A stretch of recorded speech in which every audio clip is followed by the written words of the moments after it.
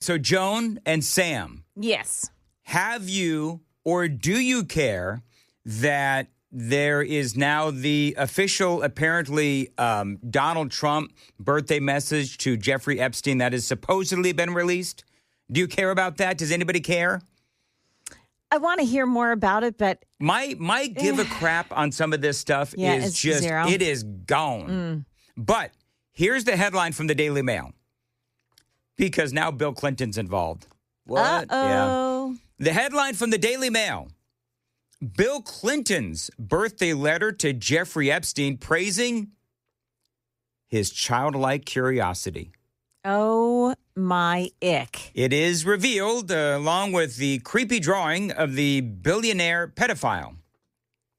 So if you're watching on Super Talk TV, you can see the image of Bill Clinton's message to Jeffrey Epstein.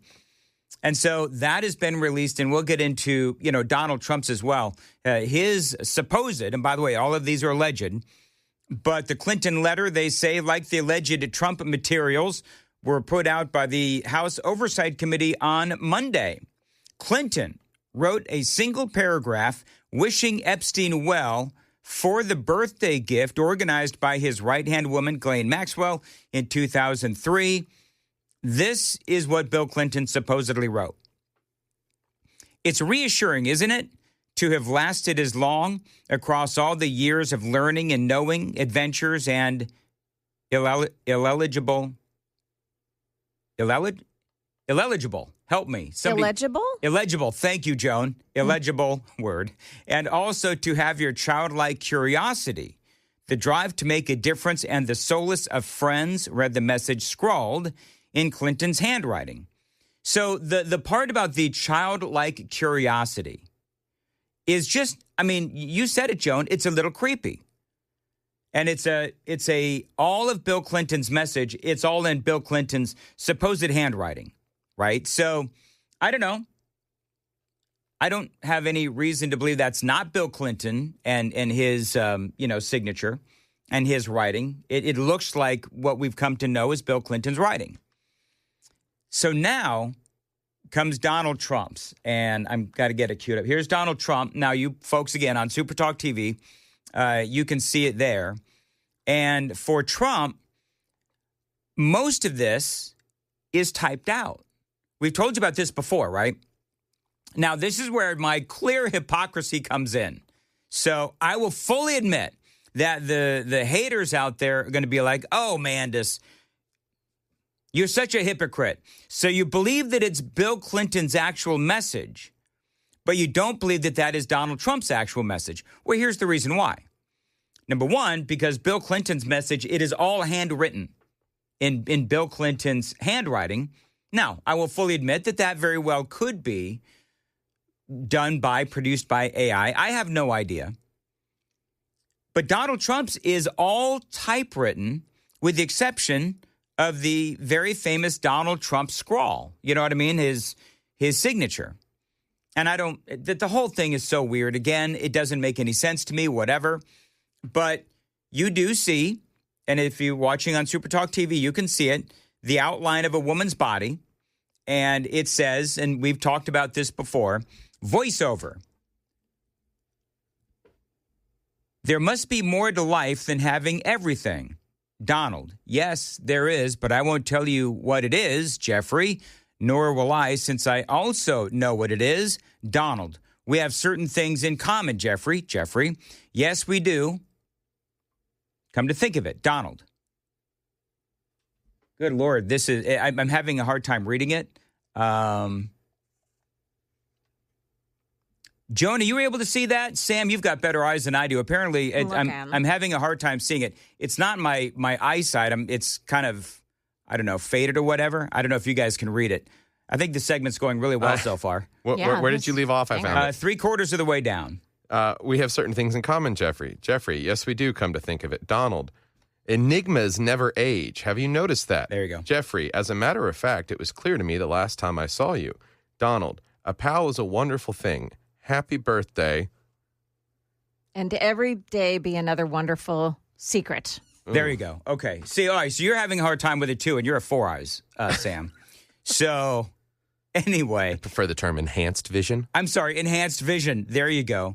And it's got, all of that is typed out with the exception of Donald Trump's, again, his signature. So both of these, Clinton's and Trump's, could very, very easily have been faked. I don't know. Donald Trump's thing is weird, whatever. Again, I don't even know. Trump denies that that is real. Bill Clinton, I have not seen that Bill Clinton has come out and denied that his message is fake or real. Have you seen anything, Sam or Joan? Or No. Super Texters, have you seen that Bill Clinton has come out and denied it? No, but I am seeing that Carolyn Levitt, the press secretary, said the latest birthday piece published by the Wall Street Journal proves this entire birthday card story is false. They're saying that not only did he not draw that picture of the body shape, but he also didn't sign it. That's not his signature, they say. Okay, So, whatever. yeah. As someone that has a copy of his signature at home, that doesn't look like it. You have a copy of Donald Trump's signature at home? When we started sending wedding invitations out, we sent one to Mar-a-Lago.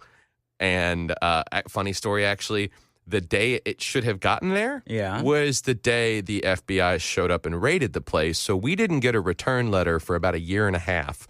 And so we think that the FBI confiscated our wedding invite. Wow, that's pretty cool. I can't say that. Joan, can you say that? I cannot. That Nope. the FBI confiscated your and John's wedding invites? No. I can't say that's happened to me. I can't say I It's invited him. very unique to you, Sam. Congratulations. Thank you. The one thing I'll point out that I find weird is the language is very similar between these two letters. Between Bill Clinton's and Trump? Oh, really? I mean, the use of the word "it's" is very, very prevalent. What is it? It's reassuring, isn't it? And you come down to Donald Trump's letter. Yes, there is, but I won't tell you what it is. Nor will I, since I also know what it is. There's a lot of it is and it's. Well, it's like they're intimating, they're referring to something without saying what it is. Well, I mean, it seems to me, right? In the alleged Trump letter, definitely. Right. But with Clinton being handwritten, I don't know. It's Clinton's looks worse because that is in supposedly Bill Clinton's handwriting. That's definitely his signature. Yeah. So I don't know. We'll have to see what happens. I'm going to ask Senator Marsha Blackburn is going to join us at 7:35, and I'm going to ask the senator because she's always been, as you know, Joan and Sam, at the forefront of this whole Epstein thing, and so I'm going to ask her what her opinion on all of this is, and a lot more straight ahead. It is 5:15 on Nashville's Morning News on Super Talk 99.7. So Caroline Levitt and Sam and I were talking off the air that the drawing, the type is so faded. I mean, are you seeing that too, Joan, that it's faded? Yeah. I don't know if maybe that's our terrible computers, but... And it could be. It could be. Yes. But also, this is a book from many years ago, supposedly. But this is what Caroline Levitt said. The latest piece published by the Wall Street Journal proves this entire birthday card story is false. As she says, as I have said all along, it is very clear President Trump did not draw this picture. He did not sign it. By the way, can you, Sam, are you able to tell us what the difference is between the official Donald Trump signature you have at home and what you see on this supposed typed out drawing? So I was double checking what I have saved as a photo to my phone. I was like, you know what? I'll pull up a copy on Google. Let's see what Google shows. He almost always signs his full name. Yes. 99.9% of the time it's his full name. The exception being, as I see right here, NBC News has this posted 13 hours ago and it's in Google Images. It is the lone signature that shows up on the page without the rest of it. And if he ever does cut it to just Donald, he dips the end of that, the end of his first name back over. He doesn't go straight out with it horizontally. He dips it back at an angle to come down. And something like that you don't change for any reason. Any handwriting expert would probably agree with that. As someone that has... Yeah. I struggled with handwriting. I failed it as a class in elementary school. Mm-hmm. Mm-hmm. So I had to get my signature down early. Right. And you gave up on just doing the whole X thing for people that are... Yeah, well, I mean... you. I take the three letters. I just go Sam, and I make a big squiggly, and so... There you go. Well, I understand why Trump wouldn't say Donald J. Trump or Donald Trump because it's a letter to a personal friend, supposedly. But obviously. But with the whole dipping of the end thing, I don't know. Joan and Sam, does your signatures, if you sign your full name over the years, does it change? Like I've got a couple of different signatures. I do my D differently. Like sometimes I'll do it, I don't know. I just do my D differently oftentimes. And so sometimes it's one version, the other time it's another version. I always do it a little bit differently. I don't know why I do that. I just do. Are your signatures exactly the same every time? No. Depends No, because on the context. Yeah. Sometimes I use all cursive, but sometimes I use a mix of cursive and printed writing. Okay. Just to be different. I mean, it's not like, and I don't think most people do keep the same signature their whole lives. Would I be wrong to say that? No, I don't think you're wrong at all. Depending on what you do, if you have a job that dictates that you're going to have to sign a lot of documents, you're probably going to have a specific, and the man has done that for decades. Do you know who had the same signature like for years? Was Joe Biden's auto pen. Thank you very much. Well done. Mm-hmm. They call that a little Control C, little Control V. Copy and paste. Thank you, Sam. President Trump's legal team, she says, will continue to aggressively pursue litigation, says Caroline Levitt. Furthermore, and this is important, actually. Furthermore, the reporter, Joe Palazzolo, who wrote this hatchet job, reached out for comment at the exact same minute he published his story, giving us no time to respond. This is fake news to perpetuate the Democrat Epstein hoax, and that is what Caroline Levitt had to say about this whole thing. So we'll see what happens in the House of Representatives. As you know, they're talking about, trying to get it passed with their 218 votes in the House of Representatives to compel the Justice Department to release everything they have on Epstein. Then it has to go to the Senate, and there's a lot of thought that the leader of the Senate, John Thune, he will block that vote. So we'll have to see what happens. That is, though, what I'll ask Marsha Blackburn. Appreciate you being here. And Joan, you should have heard off the air, Sam and I trying to go through how to spell or how to say that word illegible. Correct. Okay. Oh, my goodness gracious. It was a comedy of whatever. And you may have, if you were listening very closely, you may have heard my brain go, hey, Sam, can you bring my audio up, please? Or how to say that word, illegible. Correct. Okay. What's happening? Why do I hear myself? Oh, my God. All right. So I heard myself. So let's take us out of YouTube mode, whatever that is. All right. So hey, you just have to mute it. No, I don't know what's happening. Hold on. All right. Here we go. Somebody had YouTube up in here before I came in. All right. So anyway, hey, Joan. So Sam and I were talking about how to say illegible. Illegible. Mm-hmm. And you could actually hear my brain just dying on the vine. And I even said to Sam, I said, how is it I've been in broadcasting, Joan, 40 years. 40 years. And somehow I can't say a simple word. Illegible. Well, it's I can say it now. In the morning. You probably haven't had your coffee yet. Well, and Sam had a great point. Sam, in my defense, what did you say? You said it doesn't help that it was in cursive. Yeah. So I saw quasi cursive. I saw all this, all of these L's, illegible, and I just it's still the same word. Thank God for Joan and Sam to help me pronounce the words that this 40-year Marconi-winning broadcaster somehow cannot say. It is really stunning when you think about it. Illegible, authoritarian. Yikes.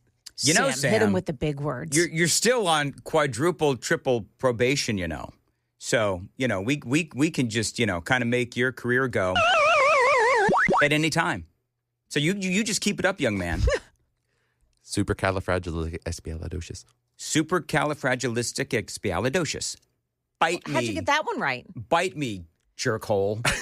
What? Because the movie's been around for decades. Yeah. Hold your tongue, jeez. Well, I just call him a jerkhole. Is that wrong? You bite me? Well, what's wrong with that? There's nothing wrong with any of that. Is there? Bite me and jerkhole? Bite me jerkhole? Hello, super textures. There's nothing wrong with saying bite me jerkhole. That's my career going down the tubes. All right, it is 5:30. Nashville's Morning News on Super Talk 99.7 WTN. Super text line is open 615-737-9986. 615-737 WWTN. And people are saying that they too have Donald Trump's signatures. So yeah, if you say, do you know whose signature I have? Oh, George W. Bush.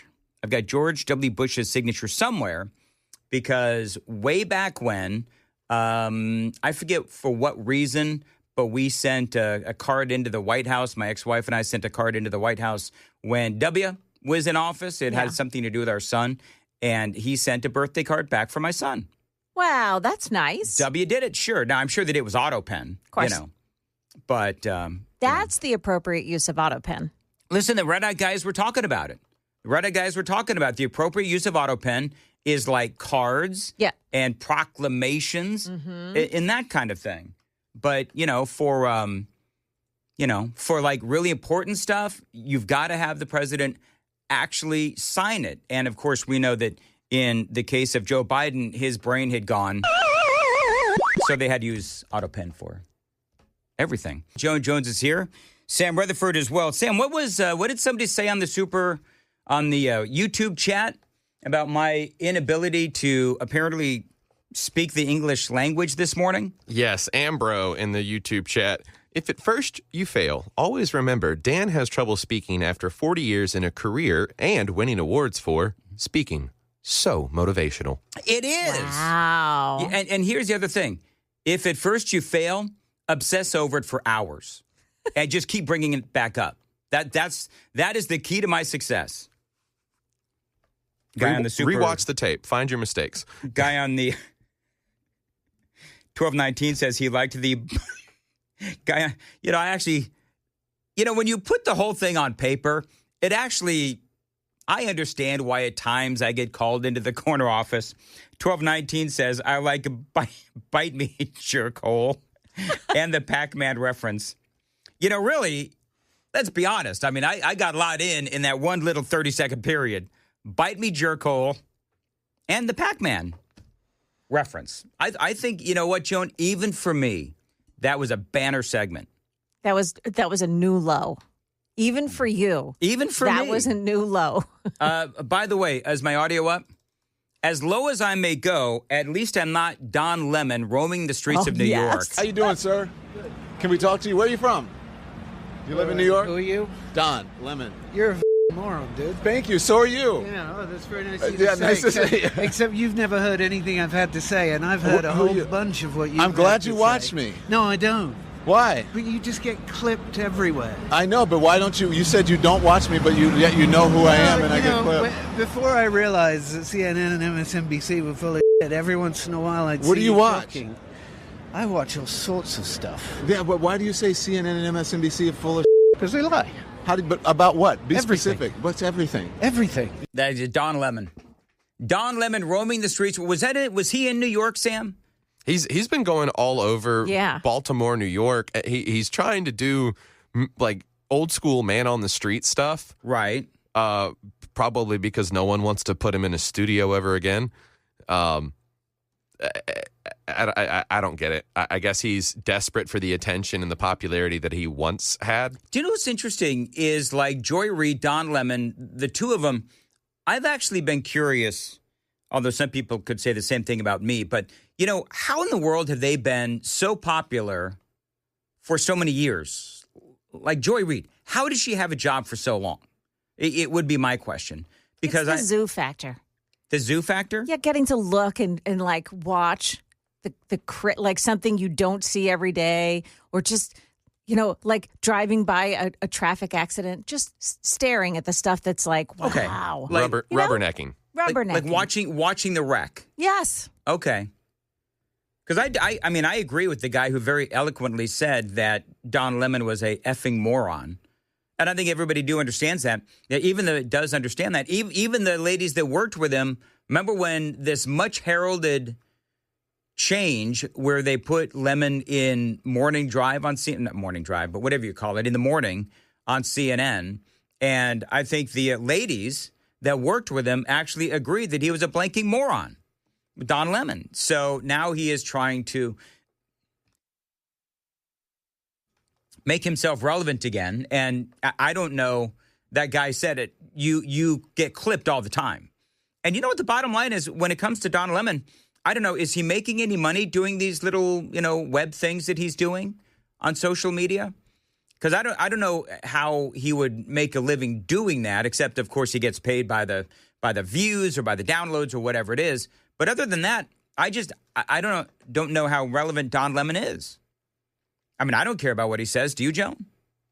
Not at all. I actually, I'm going to take a different direction. I like what he's doing because in the context of man on the street interviews and news, that's supposed to be some of the most authentic stuff you can get. You're just walking up to people, asking them general questions about maybe policy change in the city or in the nation.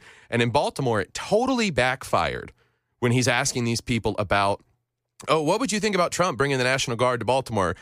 Everybody he talked to in one clip I saw was just, oh, please bring it. That's, I mean, honestly, that's what I've said. That's what everybody has said, which is, hey, let's remember that the real people of Chicago want the National Guard to come in, which, by the way, that has begun. We'll talk about that coming up in the 6 o'clock hour. I've got a big segment on that. But I think that you're right, and you don't get as authentic as that as a guy calling Don Lemon an effing moron. But you know what? If you who is it, Joan and Sam? Who is it you have the least amount of respect for? Like if you saw Joy Reid, if I saw Joy Reid out on the street, as they say, like out in the wild, that's what people say. If I saw Joy Reid out in the wild and she came up to me and wanted to do some sort of a man on the street kind of a thing, would I do that to Joy Reid? In person, not anonymously on social media or whatever, would you have the guts to say to whoever you have the least amount of respect for that you think they're full of crap and an effing moron?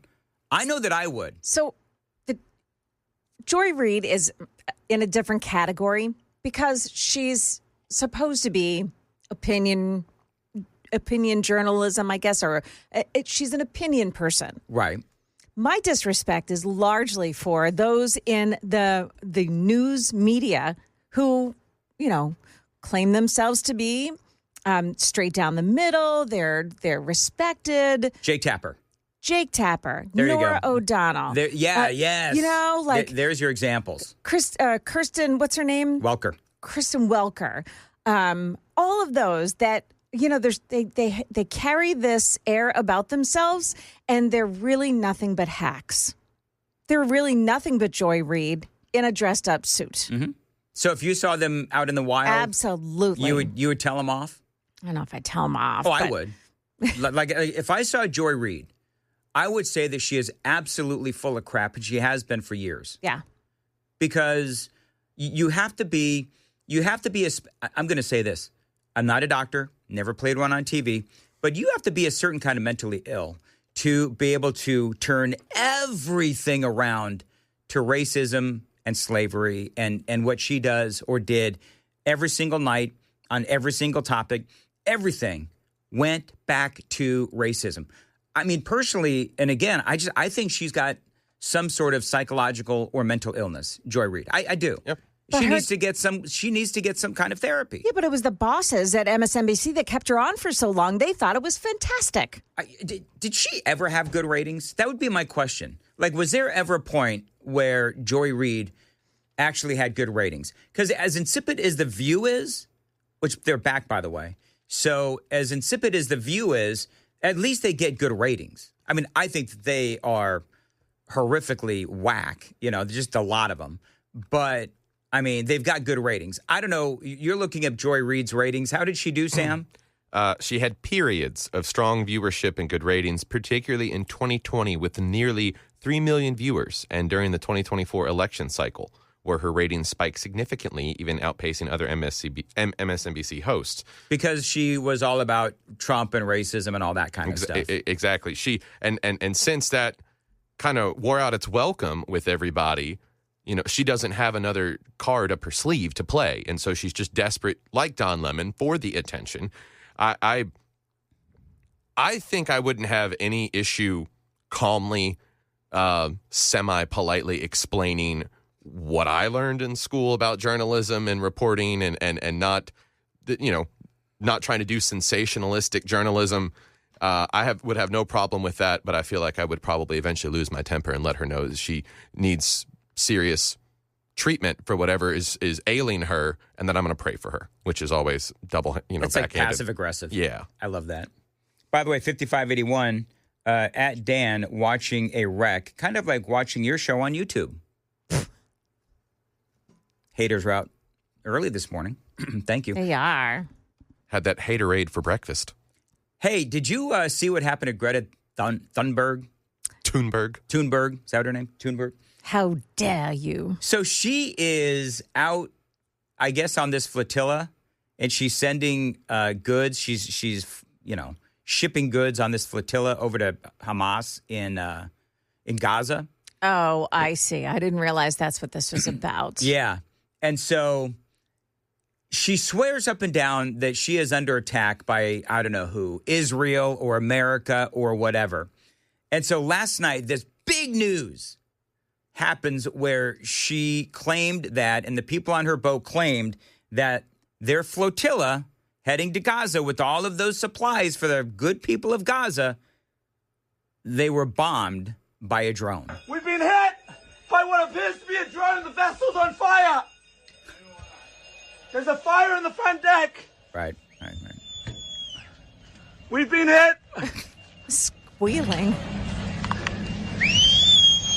Where's the fire extinguisher?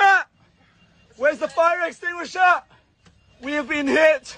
The vessel is on fire. We are off the coast of Tunis. It was a loud explosion. I was on the top deck. The police are arriving. Patty, it was a massive explosion. So this guy's talking about a massive explosion, and oh my gosh. Oh yeah, and I forget exactly what happened last time. Something happened last time where they were turned around or something, and they also said that it was some sort of a mission against, their shipping supplies to Hamas, and it turned out to be something stupid. And tonight turned out to be the same thing. Hi, everyone. Yasmin here. The family boat has been officially attacked. A drone came right above it, released a bomb, and it exploded, and the boat was on fire. Everyone on that boat is okay. The fire is out. They have bombed a boat once again with civilians on it. So you know what happened? Front page of the Daily Mail. A cigarette lit a life preserver on fire. That's what happened. There was no large explosion. There was no drone overhead. No attempted murder? No attempted murder. No? No. Somebody, I guess, discarded a cigarette, and they discarded it into a life preserver, and it caught fire. Yeah. Are these people so full of drama? It's, like, what is wrong with them? It's more performative stuff that we just keep getting used to. Yes. I have a theory, is that especially with the millennial and Gen Z generations, and some of the Gen Xers have caught on to this, that if you virtue signal hard enough and you talk yourself into this idea that if you go post something for the sake of likes and shares, that people will magically agree with you and they will verify or validate the reality you believe you're experiencing. And so, massive explosion on the deck. I don't see any. It is pitch black in the video if you're watching on YouTube, Twitch, Facebook, X, all that. Where's the smoke? Where's the fire? There's very little smoke, and I don't see how there would have been an explosion because, it just caught fire. Unless there was like some gasoline or something. Yeah. But with that flotilla, if there was an actual explosion, it would have gone down pretty quickly, right?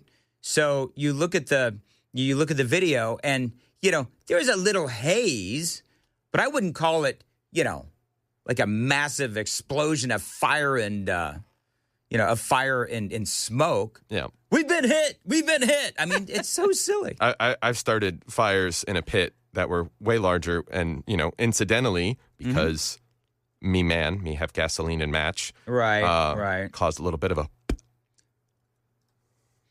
And remind me, so she got, and Joan, you and I were on the air, she was headed towards Gaza, and she said that she had all of this food. Yeah. She ended up getting turned around or deported or something. She didn't have any food. She had like a couple of sandwiches. Right. On the boat. Remember that? Yes. It's like, why does anybody pay attention to this person? I thought I could free them with a Subway foot long.